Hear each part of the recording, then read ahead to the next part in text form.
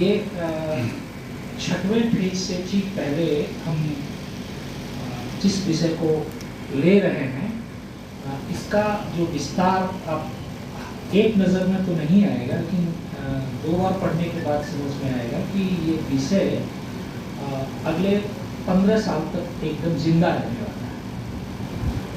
इसलिए रहने वाला है कि हमने ये बात की कि मतदान छठवें फेज का होने जा रहा है, लेकिन जहाँ मताधिकार की बात है वो ठीक उसी तरह है जब सरकारी कर्मचारी नौकरी में जाता है तो लिखता है कि मैं कोई दहेज नहीं दूंगा, एग्रीमेंट करता है और ये कहता कि मेरी 2 बीवियां नहीं होंगी। मैं आपको इसलिए बता रहा हूं कि जब आप मतदान की बात कर रहे हैं तो आपके ऊपर ऑप्शन आता है भाई आप इस तरह के आयोजन किए जा रहे हैं, भाई आप जरूर जाओ, जरूर जाना चाहिए, मतदान करना चाहिए। लेकिन जब मताधिकार की बात आती है तो मताधिकार के जो नियम और कानून हैं वो बेहद अलग है और जिस पर हम लोग बहुत कम गंभीरता से बात करते हैं, और इसी पर इस देश का लोकतंत्र टिका हुआ है। टिका इसलिए हुआ है कि मतदान की जो परंपरा है इस देश में बहुत पुरानी है। लिच्छवियों का ले लें, गणराज्यों की बात कर लें, या बाद के वर्षों में जिस तरह से बिंबिसार और अशोक ने डेमोक्रेसी को ध्वस्त किया। मैं इतने लंबे पर न जा करके 47 के ठीक पहले और 47 के ठीक बाद की चीज़ों पर थोड़ा सा प्रकाश डालता हूँ। यही वो देश है जहां आजादी के ठीक पहले जो संस्थाएं रही हैं उनमें मतदान होते रहे हैं, और ऐसे भी मतदान हुए हैं कि जिन्होंने पूरी इतिहास की धाराएं बदल दी। धाराएं इस तरह बदल दी कि मारवाड़ी क्या खाता है, पंजाबी क्या खाता है, बिहारी क्या खाता है और साउथ इंडियन क्या खाता है। इसको लेकर 37-38 में कई लोगों ने प्रयास किए कि देश का राजनीतिक जो एकीकरण है उसके साथ में कल्चरल इंटीग्रेशन होना चाहिए। और जिस आदमी ने ये काम शुरू किया उनका नाम था पट्टाभी सीतारामैया। पट्टाभी सीतारामैया ने जितनी किताबें लिखी हैं उनमें एक किताब है फीदर एंड रोजेस, जिसमें वो 1914-15 की किताब है, जिसमें वो साउथ इंडिया के बच्चे को कहते हैं कि साहब हिंदुस्तान ऐसा है, हिंदुस्तान में यहाँ ये होता है। देखिए इसका रिलेवेंसी मतदान से किस तरह होती, मैं बड़ा आश्चर्य में पड़ गया। गांधी की जो भी विचारधारा है उस पर हमें कोई ये नहीं कहना है कि अच्छा है कि बुरा है, या जो 47 के आसपास में गांधी की जो स्थिति रही और गांधी ने डेमोक्रेसी को किस तरह से देखा। एक इलेक्शन हुआ इस देश में जिसमें पट्टाभी सीतारामैया उस इलेक्शन में खड़े थे। ठीक उसी समय 37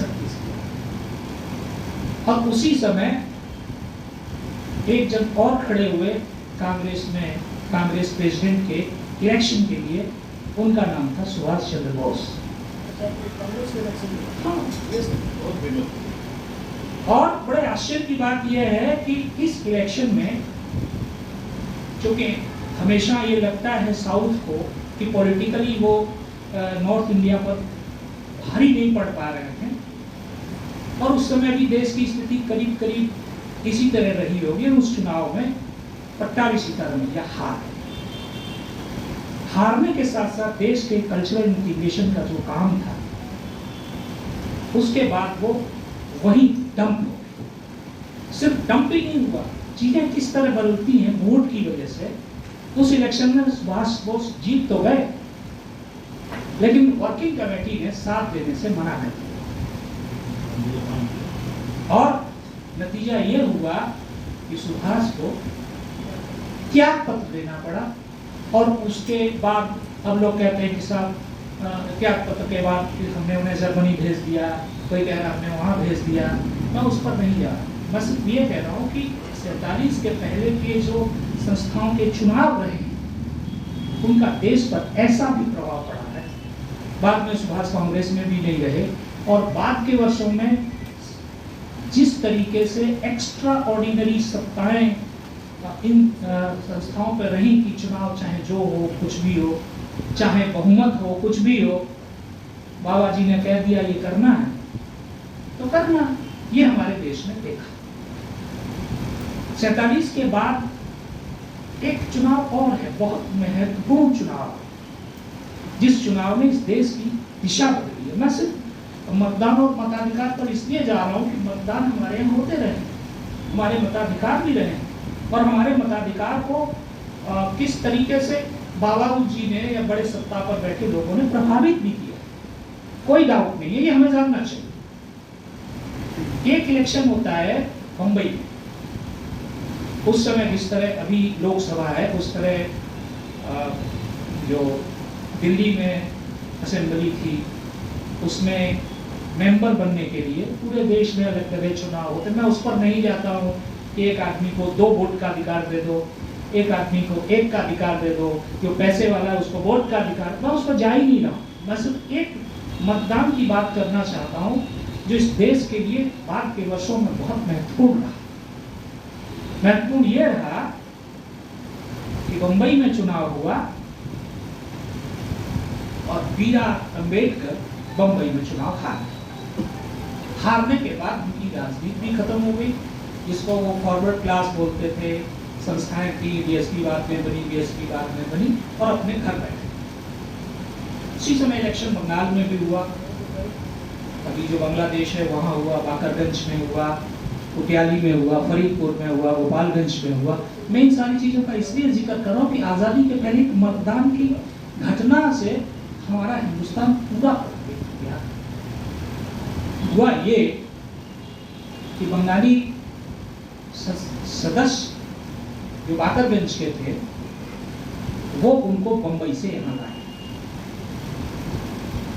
और उस समय कांग्रेस और कुछ छुट जो विचारधाराएं थी वो भी इलेक्शन लड़ रहे हैं। बीआर अंबेडकर को आज के तारीख का जो बांग्लादेश है वहां से चुनाव लड़ा है, और उसके बाद वो दिल्ली में जो तत्कालीन जो संसदीय समिति रही होगी या उसको प्रेसिडेंशियल असेंबली जैसा नाम देते थे, जिसमें भगत सिंह ने बम मारा था, वहां उनको मेंबर बनाया। और हिंदुस्तान ठीक उसी जगह आज आकर खड़ा है। आप परिणाम आएंगे तो देख पाएंगे। 47 में 46-47 में एक देश में एक सरकार बनी, सदस्यों के आधार पर अंतरिम सरकार बनाई गई, जिसमें तय हुआ कि आप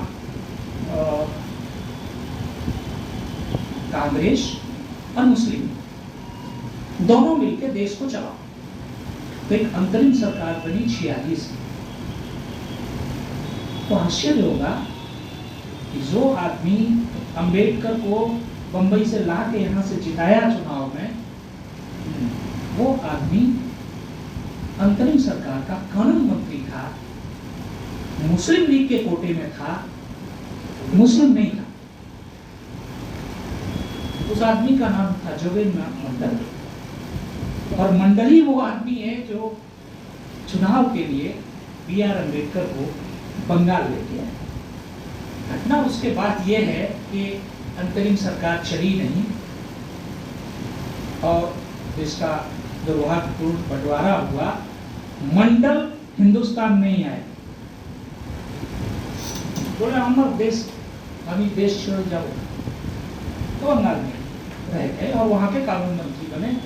और बाद में उनके शिष्य जी, जो पूरा देश आज कहता है कि जय भीम, वो उस चुनाव को एकदम नहीं जानते हैं कि किस तरीके से बंबई से लाके अम्बेडकर को यहाँ बंगाल से जिताया गया। ये मतदान का हिसाब, वो मतदान की पूरी डॉक्यूमेंटेशन है, किस तरीके से कांग्रेस ने विरोध किया, कांग्रेस में जंजीवर राम को लोग वाल्मीकि कहते थे, मतलब ये दलित नहीं है, ये सरकारी दलित है। बाद के वर्षों में जो भी हुआ, मैं उधर नहीं जा रहा हूँ। आज़ादी के बाद का जो चुनाव का हिसाब किताब है, जो लोग यहाँ किसी भी प्रांत से हैं, उनके यहाँ अगर गणगौर के गीत हैं या पश्चिमी उत्तर प्रदेश की राजपूती होली है या पंजाब का गिद्दा है, अगर आप डॉक्यूमेंटेशन करेंगे तो आपको 50, 51 और 52 में पहली बार जो चुनाव हुआ है उसका उन सोशल गीतों में डॉक्यूमेंटेशन है, मैंने जगह जगह देखा है। 1950 में, 1951 में संसदीय चुनाव कैसे होंगे वो बनाया गया, और 1952 में हमारा पहला चुनाव होता है। और उसके बाद तत्कालीन समय में चूँकि कांग्रेस सत्ता में थी और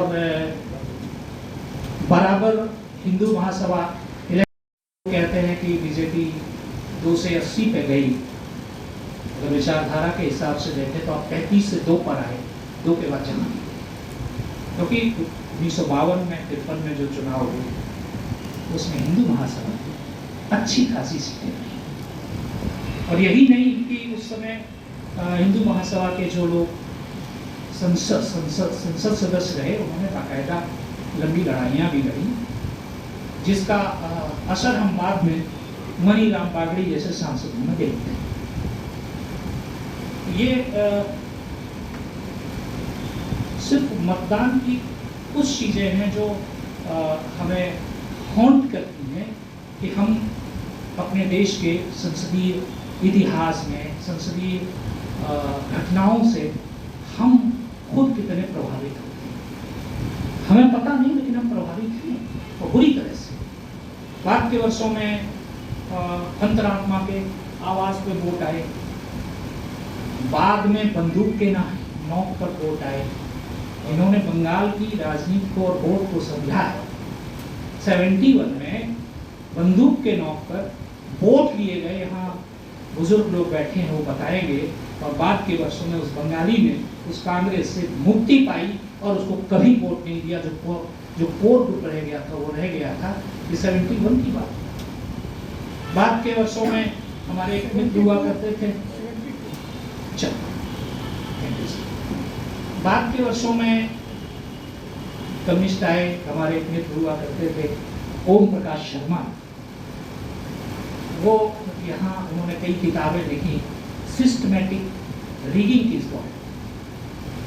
जो आज चुनाव में वोट देने जा रहे हैं बच्चे, उनको नहीं मालूम है कि रीगिंग क्या है भी तो उसका वो फॉर्म नहीं है कि पूरी बिल्डिंग के नीचे पिस्तौल लिए आदमी खड़ा है और वोट देने नहीं जाता।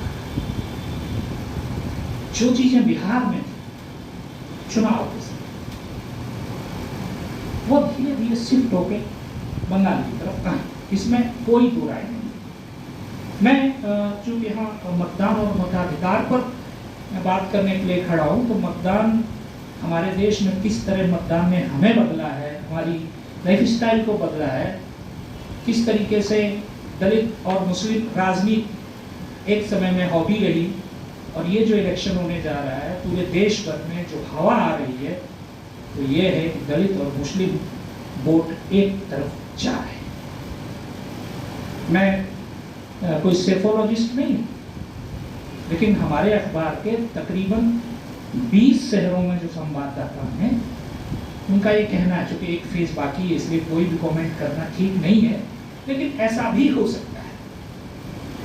ऐसा इसलिए हो सकता है कि मैंने पर्सनली कांचीराम को यहाँ बंगाल में लोगों से एक एक मुट्ठी चावल मांगते हुए देखा, और ममता का नाम बिना लिए मैं आपको बताऊं कि बंगाल में बहुत दिन तक बाहर के लोग जानते थे कि यहाँ कोई जातिवाद नहीं है, और वोटिंग का तो सवाल ही नहीं उठता है। लेकिन गांव की तरफ जातिवाद का जो स्वरूप यहाँ है, जिस तरीके से वोट में कन्वर्ट होता है, किसी राज्य में मैंने नहीं देखा। राजस्थान में भी नहीं देखा, यूपी में नहीं देखा, बिहार को मानते कोई बहुत बार वहां भी नहीं। यहाँ है, इसलिए ये फिक्स है कि बंगाल से 4 MP ऐसी चाहिए। मथुरा महासंघ है यहाँ, बहुत बड़ा है, बहुत बड़ा, जिसका एक हिस्सा बांग्लादेश में है, उत्तराखंडी में है, और यहाँ है कभी चाची MP होती है, कभी भतीजा MP होता है, कभी PR ठाकुर होते हैं, कभी सिल्विया का नाम आता है। ये मैं इसलिए कह रहा हूँ कि बांग्लादेश में मैं उत्तराखंडी गया, लोगों से मिला, 2 भाई वहाँ हैं, बड़ा भाई यहाँ, उसका ही परिवार है। तो मतदान में जो चीजें दिखती हैं, आपको बड़ा आश्चर्य होगा कि हमने राजस्थान में दलित अकादमी बहुत पहले बनाई सरकार ने, 2 साल पहले यहाँ बनी, 2 साल पहले यहाँ बनी है। इसलिए बनी है कि ये माना जा रहा है कि यहाँ दलित वोट है, दलित वोट मतदान में शामिल। अब जब मताधिकार की जब बात आती है तो अधिकार तो आपका है, उसे आप प्रयोग करें, इसके लिए इस तरह की आयोजन होते हैं। पहले फेज पे भी हुए, दूसरे में भी हुए, तीसरे में भी हुए, चौथे में भी हुए, पूरे देश भर में हुए। फिर भी हमारे वोट का जो परसेंटेज है वो बहुत ज्यादा नहीं जा पा रहा। आगे जो होने वाला है, अगर आप याद करें संसदीय चुनाव को हिंदुस्तान का, तो एक नाम कभी भूल नहीं सकते आप, वो है TN शेषन। और TN शेषन का इसलिए और ज्यादा याद रखते हैं, TN शेषन के कोई बच्चे नहीं थे, उन्होंने अपने जीवन में बहुत सारे बच्चों को पढ़ाया, IAS IPS बनाया, वो अलग चीज है, लेकिन उन्होंने संसदीय, हिंदुस्तान के संसदीय चुनाव के लिए, मतदान के लिए जो कहा, सरकार ने कहा पैसा नहीं है, हम फोटो नहीं लगा सकते, उन्होंने कहा सब हम पब्लिक से 10-10 रुपया मांग लेंगे। कितनी, मतलब आज के हमारे एक रिपोर्टर हैं, वो जब भी रिपोर्ट भेजते हैं तो वो लिख के भेज देते हैं। 3-4 बार मैंने उनसे पूछा क्यों लिख रहे हैं आप, केचुआ केचुआ केचुआ, क्या कर रहे हो, क्या कर रहे हो आप, क्या लिख रहे हो आप? बोले सर केचुआ माने केंद्रीय चुनाव आयोग। क्या बोल रहे हैं आप, संसदीय संस्था है, उसके लिए आप ये लिखेंगे? तो 3-4 बार मैंने हमेशा एडिट कर दिया। मैं इसलिए कह रहा हूँ कि TN शेषन के समय का जो चुनाव आयोग है, मेरा कोई किसी पर कोई आक्षेप नहीं, लेकिन मैं अगर कंपेयर करूँ, आप भी कंपेयर करके देखोगे तो वो कि हाँ, नाखून और दांत शेषन के समय में जो रहे चुनाव आयोग के पास, आज वो नहीं और आए।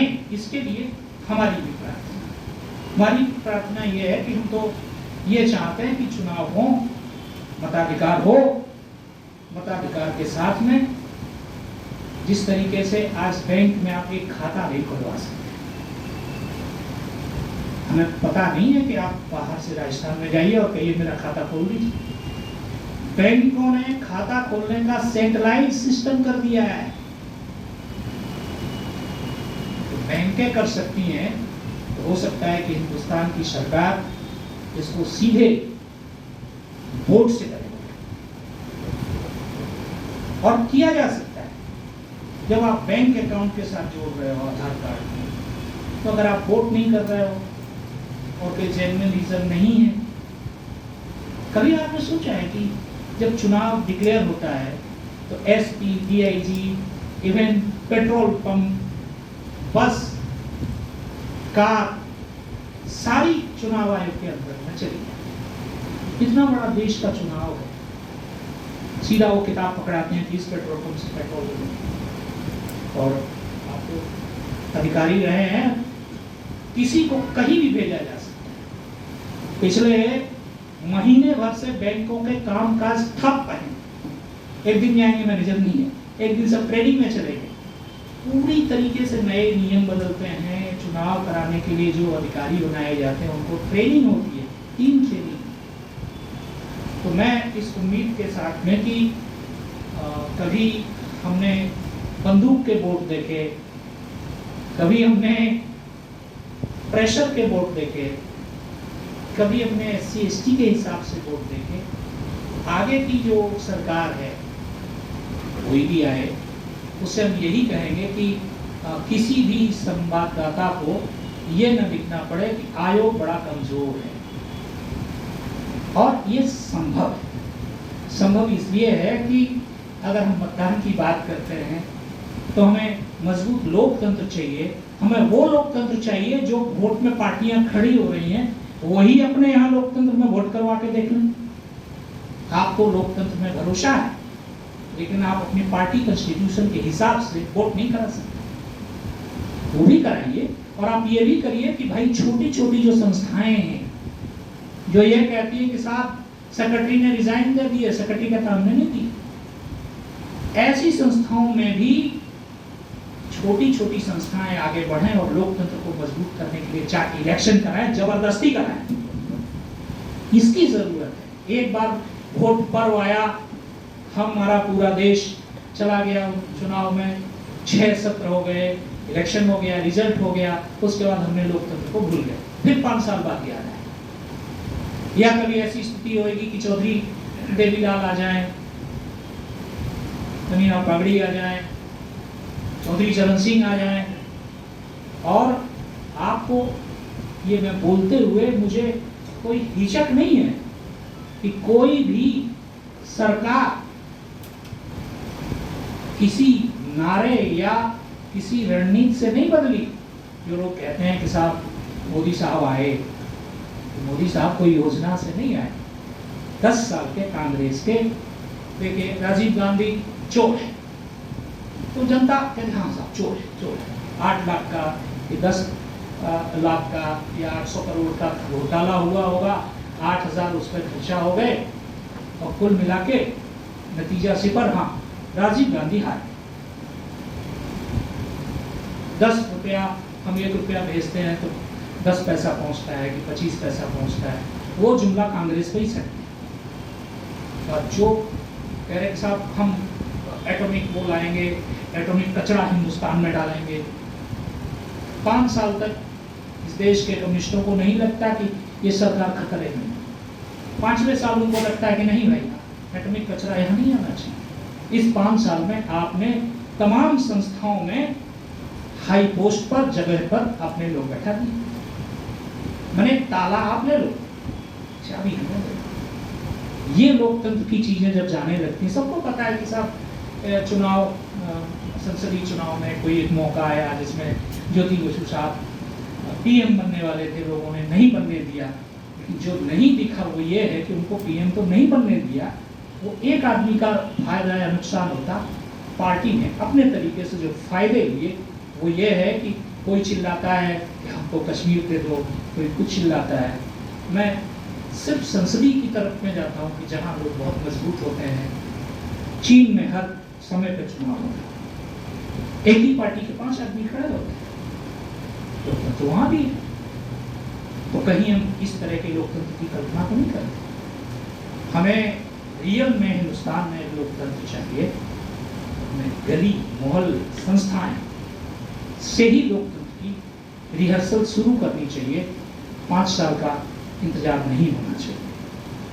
मैं सभी विद्वानों से मैं एक बार फिर हाथ जोड़ के माफ़ी मांगता हूँ कि अगर मेरा कोई शब्द आपको बुरा लग गया हो, लेकिन यही सच्चाई है, ऐसा भी नहीं है।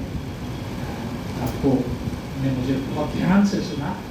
मैं 2-3 बार सकून जी की तरफ देखा तो देखा कि सकून जी एकदम मुस्तैद से सुन रही है। मेरे पुराने मित्र हैं पवन जी, उन्होंने पत्रकारिता शुरू की, और मैं सबका नाम नहीं ले रहा हूँ, लेकिन मैं सीताराम जी से विशेष तौर पर धन्यवाद दूंगा कि उन्होंने 3-4 बार नहीं टोक दिया, एक ही बात टोका। तो मैं आप सबको बहुत बहुत धन्यवाद देता हूँ। चीन में लोकतंत्र बताएंगे तो क्या करेंगे? चीन में मैं वही बता रहा हूँ कि लोकतंत्र का कौन सा फॉर्म है। एक ही पार्टी के 4 आदमी तो कम्युनिस्ट ही खड़े हों, दूसरा कोई नहीं, उन्हीं में से किसी को चुनना है। This is the thing. और जिन लोगों को अपने सेक्युलरिज्म पर, हिंदुस्तान के सेक्युलरिज्म पर बहुत गर्व है, उन्हें बांग्लादेश जाना चाहिए और पता करना चाहिए कि सेक्युलरिज्म अगर है बांग्लादेश में, मैं गांव जाके देखा। मर वो रहे हैं जो 5% जो जमाती हैं, जिनको चुनाव से कोई लेना देना नहीं, मारपीट करनी है। तू कहाँ गई थी? पेट में दर्द हो रहा है, मैं मस्जिद गई थी। मस्जिद में तू ठीक हो सकती है? नहीं होगी। तुम्हें मेरे पास आना चाहिए, डॉक्टर बोल रहा है, दूसरे दिन डॉक्टर टमाटर हो जाए, मैं उसको जानता हूँ। मैं फिर से, मुझे इस बात पर बहुत भरोसा है कि यहाँ जो लोग विद्वान बैठे हैं वो अलग अलग संस्थाओं को प्रभावित भी करते हैं। और मैं ये कहूँगा कि अगले साल 5 साल क्यों, हर महीने कहीं ना कहीं छोटा बड़ा चुनाव में शामिल हूँ। और मैं कहता हूँ कि मुझे आप जिस संस्था में बोलेंगे मैं जाने के लिए तैयार हूँ, मैं प्रिजाइडिंग अफसर बनने के लिए तैयार हूँ। खाली पंचायत की तरह लोग बैठकर ईमानदारी से, दिल से इस डेमोक्रेसी को सलाम करें। बहुत बहुत धन्यवाद। ऊँटों में भर भर के हर माल जा रहा है, चावल है कि गेहूँ है कि आपका हर ऊँटों में भर भर के एक साथ में खाली ऊँट वही मिलेगा राजस्थान में। हजारों ऊँटों का काफिला जा रहा है। आपके पास में सेटेलाइट आपको पता नहीं है, वो है जो जा रही थी बांग्लादेश में, सरकार को पता नहीं थी, जा रही थी। बाद में राजनाथ सिंह का नाम आया, झगड़ा बगड़ा हुआ, तब जाके तो चीज़ें ऐसी है कि ये नहीं कि आप इलीगल व्यापार करोगे, लीगल क्यों नहीं करोगे? क्या बंद करो, या नहीं कर रहे हैं, इलीगल करेंगे तो कुछ एक्स्ट्रा तो कहीं ना कहीं जाएगा ना। तो ये जो खाना पूर्ति वाले काम हो रहे हैं, इन चीज़ों को समझना पड़ेगा। अब आप देखिए भारत में लास्ट ईयर 8% के लगभग निकला है। वो लोग अपने मताधिकार के प्रति जागरूक हैं, उनको कोई भी पसंद नहीं, और नोटा का ऑप्शन है ना। भाई साहब जितने वोट है ना, उतने यूरोप के कंट्री में उतने वोट नहीं है जितने आपके नोटा में जा रहे हैं। ये लोकतंत्र के लिए लज्जा की बात है कि आपके 7 या 8 या 15 कैंडिडेट करें, एक भी कैंडिडेट ऐसा नहीं है जिसको आप बटन दबा सको, आपका कॉन्शस नहीं अलाउ कर रहे हैं। तो ये सब जो चीज़ें हैं, अब एक तो मेरा एक विचार था पर्सनली है कि आज 10 साल के अंदर अमेरिका में राष्ट्रपति रिपीट नहीं हो सकता। मेरे को लगता है कि इसको तो कभी अगर मौका मिले या कोई ऐसा सोचने के लिए मैं मसाला देंगे, there must be a changing application, परिवर्तन भी दरकार है। अभी भाई साहब ने सोसाइटी की बात बोल दी थी इनडायरेक्टली। 2010 से हमारी ROC के अंदर रजिस्टर्ड कंपनी है। सीताराम के पुराने वहाँ के कार्यकर्ता इसलिए इनको देख के बोलने का मैं साहस कर रहा हूँ, नहीं तो पीठ पीछे नहीं बोलना चाहिए किसी कि 2016 में एकलौता चुनाव हुआ अंतर्राष्ट्रीय, जबकि हर 3 साल में चुनाव होना चाहिए। पहली बार इतनी मेहनत करके कोई मेंबर्स लिस्ट नहीं है और भी 1 साल के लिए कमेटी बनाई गई, हमको टेम्परेरी एक्टिंग सीट वो बनाया गया, जो भी पोस्ट में प्रधान सचिव या जो भी बनाया गया, हमने चुनाव कराया एकदम एजीटी लीगली। एक भी पैसा गलत हो तो I agree dismiss the election. पहली बार इन लोगों के सबके पास नोटिस थी। मेंबर बोलते सब जानते नहीं, सोसाइटी के मेंबर है, 6 महीने का पत्रिका चलाई, सब आदमी पास पत्रिका है, सोसाइटी को टच करते। अब उसको गाय जोड़ दिया, किसको बोल सकते, मेरे को कोई सोसाइटी के आपको लालच नहीं, मेरे को कपड़ों के बोलो तो दिया नहीं, मैं भगवान की दया से व्यापार भी बोलते हैं और गंगा मिशन वगैरह काम भी बोलते हैं। लेकिन मैंने सोचा कि मेरी मोरल जिम्मेदारी है, जो लोग जीत गए हैं उनके हाथ में काम करने का मौका मिलना चाहिए उनको। अगर मैं भाग गया तो उनको डिसमिस कर दूँगी। ड्यूटी मेरा भी नहीं है, सोसाइटी की थी। अच्छा पर्पज अलग है, भ्रष्टाचार है, अकाउंट्स में कर लो, अब वो मैं सारा बाहर निकाल दूँ, तो इसको हटाओगे। इसी चीज़ पर क्या टॉपिक में छेड़ना चाहता हूँ। आप मताधिकार का प्रयोग करो, अपने आप को समझो। मैं अपनी बात खत्म कर रहा हूँ। रविंदर जी लास्ट में धन्यवाद देंगे क्योंकि अपने साथ में प्रश्न है। आप लोग अपनी बात वो नहीं है, कोई मतलब वो नहीं लेक्चर नहीं, ये इंटरेक्शन। सीताराम जी को सबसे